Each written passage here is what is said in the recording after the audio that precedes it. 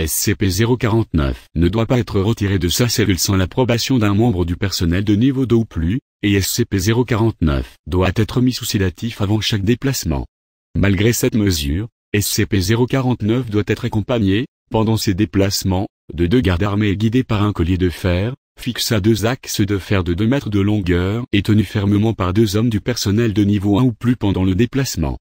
SCP-049 est humanoïde en apparence, mesurant 1,90 m debout et pesant 95,3 kg, mais la Fondation est actuellement incapable d'étudier son visage et son corps plus en détail, car il est couvert de ce qui semble être le costume traditionnel des docteurs de la peste, du XVe et XVIe siècle en Europe. Ce matériau est en fait une partie du corps SCP-049. Les tests microscopiques et génétiques montrant une similarité avec la structure d'un muscle, mais ressemblant à du cuir rugueux au toucher, et le masque à de la céramique. Bien qu'il semble très bien comprendre l'anglais, il reste très docile tant qu'il n'essaie pas de pratiquer la chirurgie. Le contact avec SCP-049 est toujours mortel pour l'homme. Après un contact avec la main de SCP-049, la victime souffre et meurt en quelques instants. SCP-049 tente alors de tuer tous les humains qu'il peut voir de la même manière, apparemment pour éviter toute interruption.